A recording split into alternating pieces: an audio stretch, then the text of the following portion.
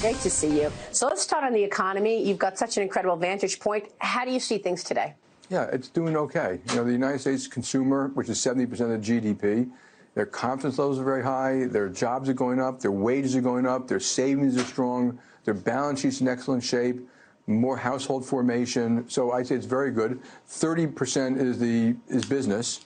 And that confidence came down, CapEx came down, and I think a lot of that was driven by trade and trade uncertainty, and that all seems to have stabilized. And obviously, if we do this trade deal in the next couple of days, I think that will be a small plus for that. So you're looking for a good year? Yeah, so far it looks like at least the first part of the year could be pretty good. And obviously, you know, things happen to change that, but I think the economy can continue to hum along. There's such an incredible amount of liquidity out there. The Federal Reserve expanding money supply by more than $400 billion. How does that manifest itself? Do you see higher deposit money? Yeah, well, eventually it adds to deposits, some of these activities. And I think most of that $400 billion the Fed did to ameliorate what's going on in money markets. So it had a very targeted thing, but it does have other effects and stuff like that. So I think the Fed did the right thing to react to that. I think they need a more permanent stabilization as opposed to jump in every time they don't like what's happening to repo rates. Yeah, because people were wondering what was going on with the repo market with that overnight need to do something. Yeah. So remember, that's happened many times before.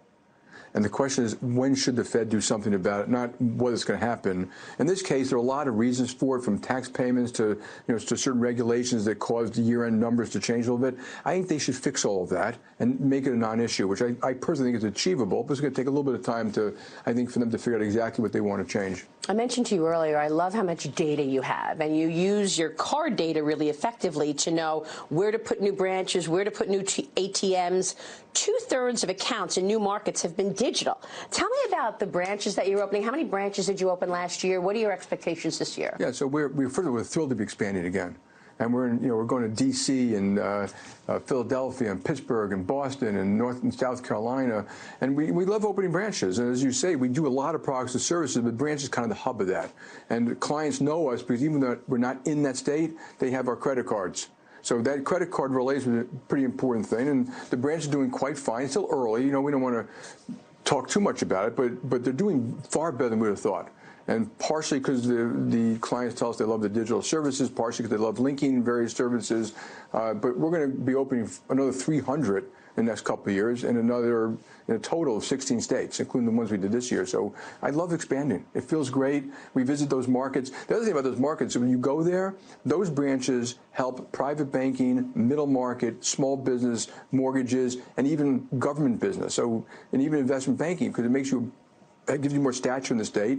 People know who you are. And so they've been just a wonderful thing to do. We had a guy on the other day, a credit card specialist, and we said, what's the best credit card out there today? He said, the Sapphire card. Yeah. Just so you know. Yeah. I wanted to make sure to tell you that. Thank you, yes. Yeah. You were taking, with all of this expanding, you're taking... I can't take credit for that, by the way. There's a bunch of mostly women who actually designed that product years ago and it's just done an outstanding job. It's resonating for sure. So you're taking market share from a lot of the regional banks as you move into new states. SunTrust and BB&T recently completing the biggest bank merger since the financial crisis, done largely to keep up with you and your spending at J.P. Morgan.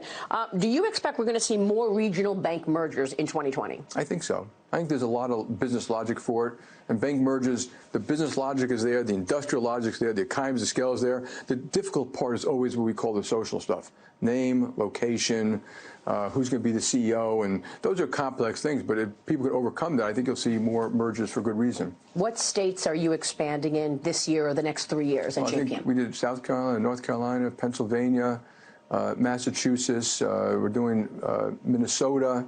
I think Kansas, so it's all over. 16 more. We were already in 23, so now it'll be in a total of almost 40. I know you said that the economy is looking good, the consumer is looking good, and you've got the data to show us that. But talk to us about the corporate side. We've got this chart that we're going to show, and it shows corporate borrowing down in the last year, certainly in the last couple of years. What do you think is going on? Is there uncertainty on the corporate side of the economy? Yeah. So the corporate side, confidence was very high. and it came down very high, literally all-time high after tax reform. It came down to today, I call it average. CapEx came down the same way, and a lot of that we think was trade uncertainty. Some geopolitical stuff, but mostly trade uncertainty, which hopefully have a bunch of that behind us now. I don't think it's going to be totally gone, but hopefully a bunch of it behind. But you have to remember, just a very important fact, companies spend capital when they need to spend it. They don't just kind of guess out there. So very often, when there's consumer demand, that's when they start to build a new plant or hire the new workers. And we've had a very slow-growing economy for the better part of 10 years. And it's sped up a little bit in the last 2 years. But the fact is, a slow-growing economy will mean that companies need less capital expenditures to keep up with their demand. And so it's hard to figure out exactly what the interplay is, but I do think it's a part of the reason. What about the auto lending market? This is another issue. There was an article in the Journal the other day that one guy bought a $27,000 Ford truck. He actually spent $45,000 on the truck. Yeah, I think it's okay. I mean, it's $1.3 trillion. Like the mortgage market's at $10 trillion. Of the $1.3 trillion, something like $450 billion or so is subprime, and there's always going to be stuff like that. So I think leases got extended, collateral's gotten less. I just don't think it's systemic. And my guess is it's a couple players who are really on the fringes there who will regret having done it. Okay, so you were the first, or really? It's just in our business, so we don't. If we're uncomfortable, we simply don't do it. We've told the people in the auto business or any loan business that if you can't make good loans, don't make the loans, let the book go down. That's completely fine. And then in 2007, you saw the crisis coming before a lot of people. In fact, you started, avoiding riskier places. Do you see risky areas in the market today that you want to avoid? Not really. I mean, if you look at credit, wholesale, consumer, it's pretty pristine. And so I think you mentioned one where it's out there. I think student lending, which is done by the government, is going to have a huge hundreds of billions of dollars of problems. It's not systemic. Prime mortgages have been pretty good. The amount of subprime came down dramatically. It's going up a little bit. And it should. It's just making mortgages more affordable to lower income individuals. But at one point, those trends will get to a point, I'm sitting here telling you, now they've gotten to the point where I think they can cause problems. Okay. But it's not there yet. Let me ask you about the government-sponsored entities, Fannie Mae, Freddie Mac, continued conversation about these companies going public again. How do you handicap the likelihood of this, and how do you anticipate that's going to impact the mortgage business? Yeah. I don't know. I can't handicap it because you can do it through legislation, though I've been told that some of the things that I'm doing they can just do without legislation. If it was with legislation, I think it's virtually impossible. But I think what they're talking about is exactly right. To get those companies public, recapitalized, to be very transparent about the guarantee, to have the guarantee paid for by the mortgage underwriters, so that you have a very healthy mortgage system with total transparency, and those entities should not get involved in political lending. If the government wants to get involved in all forms of other lending, let them do it directly, but not through these public companies. Mm-hmm. Let me ask you about spending in terms of your investing, because you've done a lot for Detroit, you've done a lot for Chicago. When you get into a city, you start investing there, and you can turn a deprived situation into economic progress. What other cities are on your agenda in that regard? Yeah, remember, that's what a bank does. You finance the growth of an economy. And so it could be a country, it could be a city, it could be a company, it could be a small business. And of course, what you're talking about now is also when we do more corporate social responsibility stuff. So there's basic banking, but we can help those cities with locating, attracting workers, attracting companies, training workers properly, affordable housing, capital for minority entrepreneurs who may not be able to get it in the normal way. So you can help accelerate the whole city. So Detroit was a huge benefit, and we weren't the only ones. A lot of companies who did a lot of work in Detroit, and it works. You can actually take a city was virtually totally collapsed in terms of unemployment, population, and taxation, and has turned the corner because of an excellent mayor, et cetera. So we're doing, those lessons are being replicated by us in New Orleans, LA, Chicago, San Francisco, Paris. And as we learn, we're going to share that with other people. So this is not about just JP Morgan. It's about what are the things that business can do to help lift up society in a way that's good for everybody. But, I mean, this city, for example, I know you've done this conference for a long time, and it's record numbers. Everybody comes, even your competitors. They go, they get hotel rooms elsewhere so that they can talk to your clients. But look at the city. The homelessness issue is skyrocketing. There's, I don't even want to say, poop on the street, et cetera. Would you consider moving this conference to another city? Have any of your attendees said to you, look, Jamie, San Francisco's just can't do it anymore. Can you move the conference? Not quite that bad. I understand your point, and bad policy causes all these various issues. But, what happens in these things is people, they know where they're going, they plan for it at the same time of the year, they have their friends, and so we have Chase Center here, by the way, so we're doing some functions down there which can accommodate large groups of people. But I think the bigger point, cities need policy that actually works to educate the kids, create affordable housing. So, here a lot of the affordable housing isn't because people won't do it, it's because of zoning laws. And of course, you have a lot of the big companies now who want to do it. So we do a lot of affordable housing. We're going to get deeply involved in San Francisco across the board. We're a big bank here now, and we want to be one of the people who help lift up the city too. By the way, did you see in New York the new bail reform law that they can't hold anybody for bail, so they just let out inmates and they let out people who they hope will come back for court? Yeah. There's this one guy that they let out. He keeps going back and robbing Chase banks. Yeah. Oh, really? He hands the teller a note, and then, he's only gotten away with like a couple of thousands of dollars, but he keeps going back to Chase banks. As a New Yorker and the head of Chase, any remark? I read about that. I think I read that they're going to try to modify it and make it. There was a reason to do some of it, but maybe they went overboard. Yeah, it looks that way. Let's talk technology for a second. You've been investing billions in technology every year, more than $11 billion. Is there an opportunity to acquire a technology company, or do you think you are going to keep up that kind of level of spending in technology? Give me the impact. For technology, you always want to spend it wisely. But if we're going to build products and services in digital and cloud and AI and reduce fraud and offer you things you like and get straight through products, it's all technology, which by is all people. That's what gets that stuff done. So we have to do that to compete, and we are very rigorous about doing it. And yes, we could acquire things. We bought WePay, which is in the merchant processing business. We bought InstaMed, which connects providers and customers for medical payments, which I got the number, maybe 80% is still done by check. So there will be companies we could acquire which are more technology companies than banking companies that help serve our clients, particularly possibly around payments and data and APIs and things like that. We own a piece of 100 different. China, we're getting the signing of the Phase 1 deal this week. Did you get your license already in China? We did. At this point. What are you expecting in terms of the impact on growth? And do you think that there's going to be a different standard for J.P. Morgan in China than the Chinese banks? We know that the largest banks in the world are Chinese, and they're going to be supported by the Chinese government. You're not. Well, a couple of things there. So I think it's good to do this trade deal. I think it's a real one. I think it has substance and depth.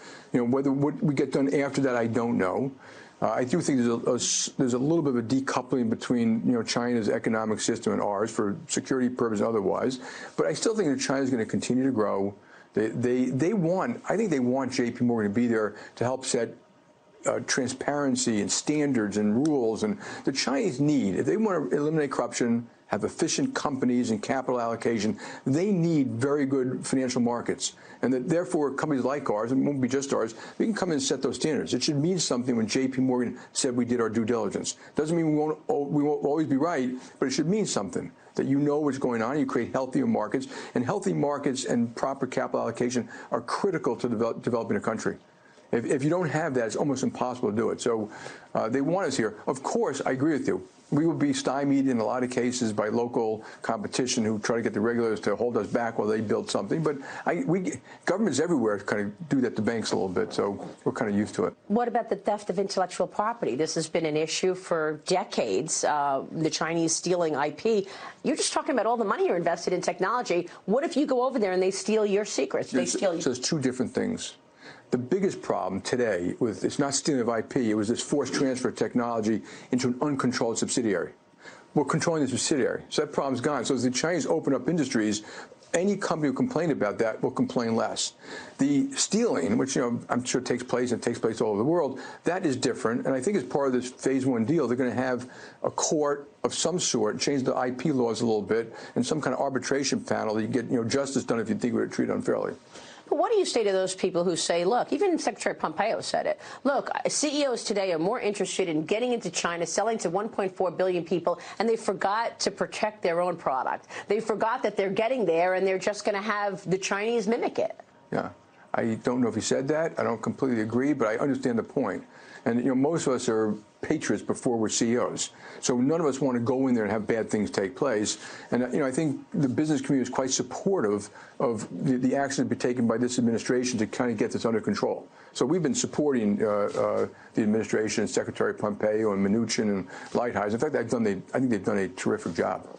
Then there's the behavior of the Chinese government. Look, I know you can't cure all ills, but you recently said, as the head of the Business Roundtable, that all stakeholders are important, just like shareholders, employees, and communities that we operate in. Well, you're going to go to China, and they've got 1 million Uyghurs locked up in camps.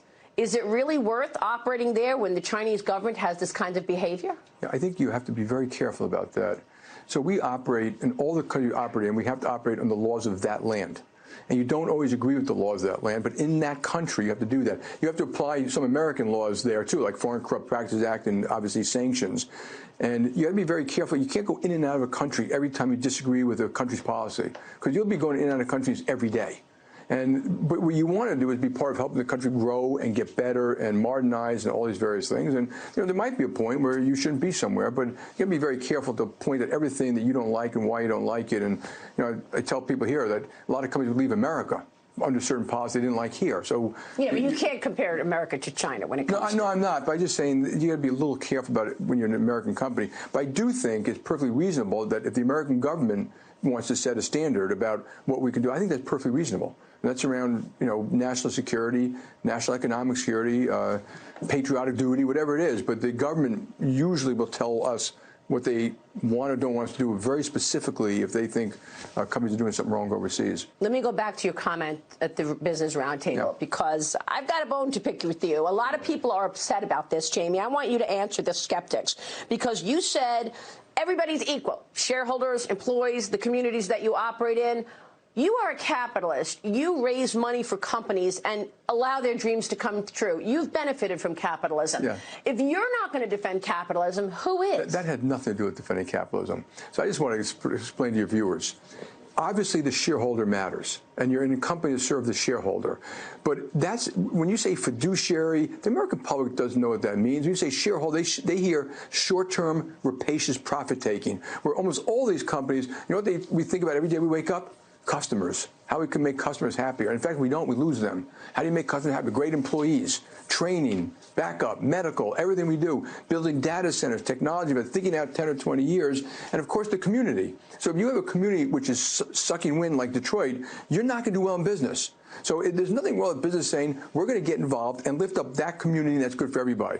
Look at America versus Venezuela, Argentina, North Korea, Cuba. And all we said is it's not only one thing, it's all these things like a team. You need a quarterback, and you need a running back, and you need a wide receiver. The notion that you could do one of them badly and win is wrong. So all we're doing is talking to the American public in a way they understand, and then we can put our best foot forward. Who takes great care of the customers? We do. Who takes great care of our employees? Our employees are paid well, they get training, they get medical, they get retirement, they get dental, they get vision, they get massages, they get maternity rooms, they get paid leave. That's kind of, why can't we tell our story? And we all try to lift up our communities. Everyone's been doing that my whole life. People serving on local boards or local religious institutions to help the local Little League. They understand it at the local level. They don't necessarily understand it at the macro level. But the macro level fundamentally is more important. If we can get 1% more growth anywhere, that's far more important for business than almost anything else. And so how do you do that? Proper policy. So get involved in how you can make this country work better for everybody. And so, I understand what they said, and we didn't do it because of the left or anything like that. We just were updating something that was said many years ago. Well, Andy Barr from Kentucky, Congressman Andy Barr, says that you are just opening yourself up for Elizabeth Warren to come in and tweak your business. And he says if you can't defend capitalism, that's just wrong, and you should be the one defending capitalism. Andy Barr is dead wrong. I've been a stout defender of capitalism, and how it works, and not that it's perfect and not that everything works place, but the alternative is terrible. And so, acknowledging there are some flaws in society that we can help lift up and business can do more is not defending capitalism. That's just faulty logic. Okay. Meanwhile, you actually did push back on Elizabeth Warren, and you fired back at her comments. You said she was vilifying successful people. Are you concerned that if she or one of the other Democrat socialist candidates wins the upcoming election, that it's just going to divide us more? I mean, what do people not understand about socialism versus capitalism? I didn't shoot back at any one person. I was simply saying that I don't like the vilification of people at all. I think it's a mistake. I think a lot of people work hard. A lot of people lift themselves up by the bootstrap. I want that kid in the inner city school. I want the kid coming to MIT. I think we should applaud all of their success. And that is different than, and so you do have people out there vilifying this one and that one. I think it's just wrong or unfair. To say that doesn't mean they can't help society more. It doesn't mean, so I think it's a peculiar thing. But socialism, you have to define it first. So I think a lot of people, particularly younger people, think socialism means we're going to take care of people, which we all want to do. Safety nets for the sick, the old, the poor, our veterans, or just someone gets laid off or gets very sick, they get a chance to come back in society. There are a lot of programs for that. A lot of them don't work, but we all believe that. But socialism itself means that the government controls companies by one form or another. And, remember, you may not remember this, but the old Russia, they had the commissars, on either submarine or the business, the commissar in the room, the political leader, was the real boss. And when companies control companies, they don't control companies to do a better job for the client, for innovation or growth or competition, or so that they control it for political purposes, which is votes, jobs. And it's not even pro-competition. Most companies controlled by government actually don't do very well. And, of course, that hurts society over time. So, and it also means, by the way, when you say freedom of enterprise and freedom are directly related. Which is why I said, are you going to get a fair shake in China? Oh, we're good. Same thing. We're going to try. Okay. Right. Bernie Sanders recently said there should be no billionaires in America. It's just not fair. What does he not understand about that, about capitalism? I'm not talking about any political candidate. Okay. But, I mean, knowing what you know, knowing what you do, could you ever vote for a Warren or a Sanders? I'm not going to talk about that either. I'll reserve my judgment, and but I think you said you're barely a Democrat. You said the last time I saw you hanging out by my fingernails. Well, I'm certainly not a socialist, so no. But you still hanging out by your fingernails as a Democrat? I don't like listening to either parties very much anymore.